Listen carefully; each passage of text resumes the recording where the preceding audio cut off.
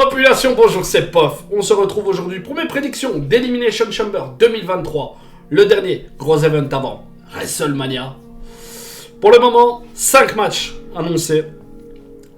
Évidemment, on n'est pas à l'abri de voir peut-être 1 ou 2 matchs ajoutés lors du SmackDown de cette nuit. Mais pour le moment, nous avons droit à une carte assez réduite. Ça devient assez courant depuis la prise de pouvoir de Triple H. Mais ça n'empêche pas que la carte est relativement alléchante. 2 Elimination Chamber matchs, dont la première défense du titre des États-Unis dans cette structure est le main event. Parce que oui, ce sera le main event. Le chef tribal contre son ancien disciple Sami Zayn au Canada. Ça va être énorme. Je m'attends à une fin de show aussi explosive que celle du Royal Rumble. Donc j'attends vraiment cette confrontation avec beaucoup d'impatience. N'hésite surtout pas à me donner tes propres pronos dans la section commentaires. C'est là pour ça. À lâcher ton petit pouce bleu pour donner de la force et pour aider l'algorithme YouTube à mettre la chaîne en avant. À t'abonner si ce n'est pas déjà fait et que tu aimes mon contenu. N'oublie pas d'activer la petite cloche si tu veux rien rater. Et à me suivre sur Twitter, c'est un plus.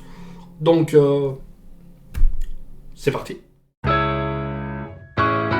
Austin Theory défend son titre des États-Unis dans un Elimination Chamber match contre Bronson Reed, Damian Priest, Seth Rollins, Montez Ford et Johnny Gargano. Honnêtement, je pense que le match va être excellent. Nous avons 2 big guys.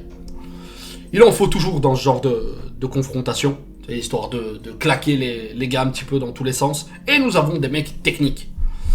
Je pense clairement que Montez Ford va être l'homme du match. Je m'attends à une prestation digne d'un Kofi Kingston ou d'un Kalisto avec quelques mouvements assez fous.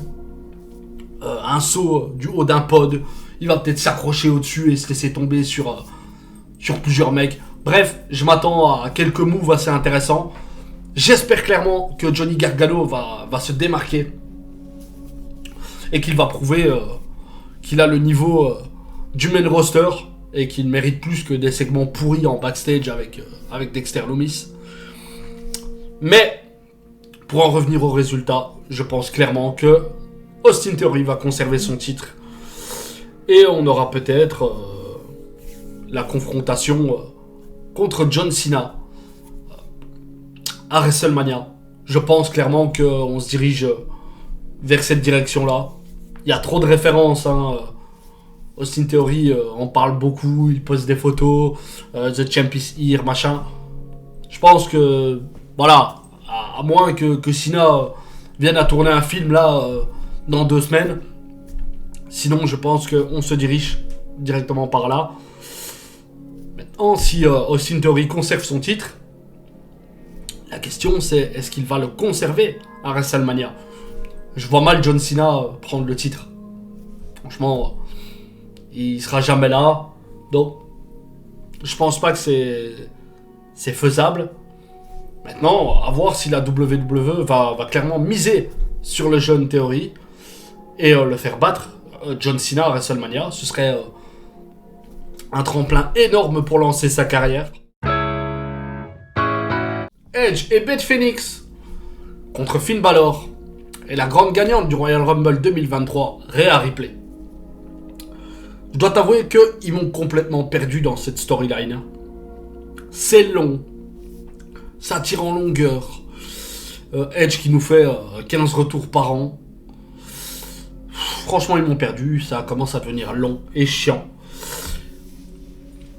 Et on le sentait venir, ce match mixte. Je m'attendais à le voir au Royal Rumble. Ils ont retardé le truc. Même si après l'attaque lors du Royal Rumble masculin, je trouve que ça aurait été judicieux et intéressant de mettre Beth Phoenix dans le Royal Rumble féminin, histoire d'avoir déjà quelques éléments, tu vois, entre les 2 femmes. Bon, la WWE est passée outre. Et au final, nous avons droit à ce match, ce Mixed Tag Team match, qui ne m'intéresse pas du tout, honnêtement. Je pense que le Judgment Day va ressortir vainqueur de ce match. Parce que Rhea Ripley a gagné le Rumble. On sait déjà qu'elle va aller affronter Charlotte. Et il faut pas faut pas décrédibiliser sa construction. C'est la lutteuse la mieux construite durant les 6 derniers mois, on va dire. Hormis Bianca Belair qui reste d'une stature, elle semble imbutable. Mais je vois clairement Balor et Ripley remporter ce match. Brock Lesnar contre Bobby Lashley. Et quand j'ai vu l'officialisation de ce match, je me suis dit, mais bordel, qu'est-ce qu'ils vont faire de ces deux gars à WrestleMania? Parce que je l'avais dit durant une vidéo précédente, je crois que c'est ma prédiction pour le Royal Rumble. Ouais, je pense que c'est ça.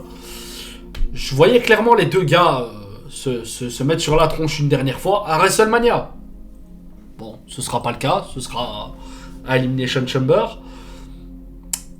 C'est quoi, la 3e fois qu'ils s'affrontent sur les 12 derniers mois en PLE, sans oublier l'élimination en moins de 3 minutes de Brock Lesnar au Royal Rumble, sorti par The Almighty. Bon, le match m'intéresse pas non plus. Moi, Brock Lesnar, je me paluche pas devant. Je trouve que le in-ring est assez répétitif, les mouvements assez limités, donc c'est pas vraiment le truc qui m'intéresse. Ça va être 2 big guys qui vont se rentrer dedans. Et je vois une victoire de Brock Lesnar. Parce qu'on sait que Brock Lesnar a un statut particulier et qu'il va forcément gagner la rivalité. Carmella, Nikki Cross, Raquel Rodriguez, Asuka, Liv Morgan et Natalya s'affrontent dans un Elimination Chamber match avec à la clé un match à WrestleMania contre Bianca Belair pour le Raw Women's Championship. Pour moi, il y a 0 suspense. Je vois clairement Asuka remporter ce match. Elle a fait son retour au Royal Rumble après une petite absence. Avec ce maquillage, elle a repris son gimmick de Kana qu'elle arborait du côté du Japon. Je vais pas faire le connaisseur. Moi, le catch japonais, c'est pas vraiment mon domaine de prédilection. On va être transparent. Donc j'ai vu quelques matchs.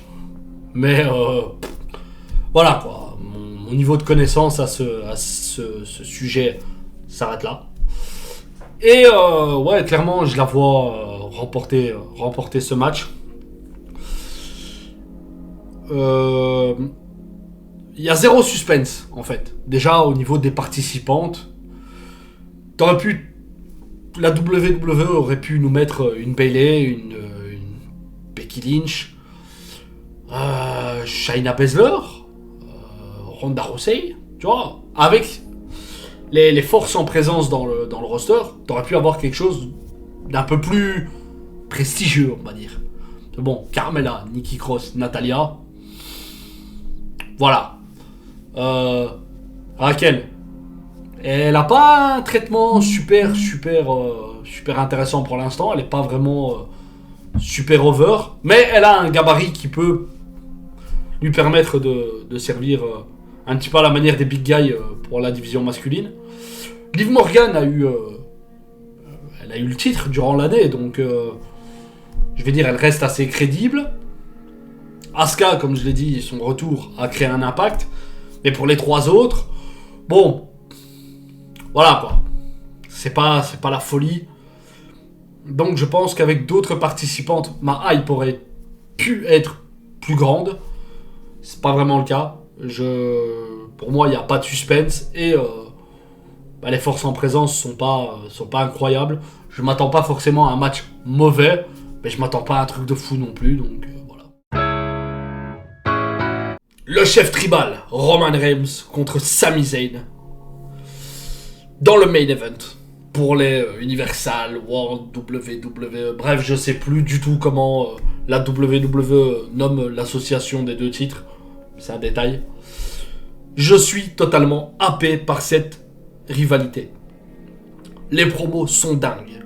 Roman Reigns, Paul Heyman, Cody Rhodes, Sami Zayn, c'est incroyable. Le storytelling autour de cette histoire est bouffe complètement ce qu'il y a autour à la WWE. Mais je pense clairement que Roman Reigns va conserver ses titres et mettre une énorme clim dans toute l'arène. On sait que l'un des frères Rousseau était interdit de territoire suite à des problèmes d'alcoolémie au volant. Mais il a été autorisé à se rendre au Canada pour l'événement. Donc, je pense qu'il y aura une intervention du reste de la Bloodline. Peut-être de Kevin Owens. Ce qui pourrait mener à un match pour les titres par équipe à WrestleMania. Mais je pense qu'il n'y a pas de suspense. On se dirige tout droit vers le match entre The Tribal Chief contre l'American Nightmare dans le plus gros show de l'année. Et malgré cette défaite, j'espère que l'histoire sera belle pour Sami Zayn, qui pourrait réaliser son rêve, devenir champion par équipe avec son meilleur ami à la WWE. Et j'espère que cette fin de show sera aussi intense et incroyable que celle que nous avons vécue au Royal Rumble. Depuis l'officialisation de ce match, je l'attends avec énormément d'impatience. Et d'un côté, j'étais assez mitigé quand j'ai vu le début de l'association Sami Zayn avec la Bloodline. Mais au final, c'est incroyable. Et je pense que je vais être un petit peu nostalgique quand ce sera terminé. Mais Sami Zayn en ressort grandi. Population, on va se laisser là pour aujourd'hui. C'était mes prédictions pour Elimination Chamber 2023. Je te souhaite d'avance un bon moment devant ce Premium Live Event. Que tu le regardes en direct ou un petit peu plus tard. L'important, c'est de kiffer le moment, de kiffer le catch. Et de profiter de certainement la fin de cette incroyable storyline entre Sami Zayn et la Bloodline. N'hésite surtout pas à me donner tes pronos dans les commentaires, à lâcher ton petit pouce bleu, à t'abonner si ce n'est pas déjà fait, à activer la petite cloche si tu veux rien rater, à me suivre sur Twitter. Et on se retrouve très bientôt pour un nouvel épisode de SmackDown dans ce mode univers. C'était Pof. Salut.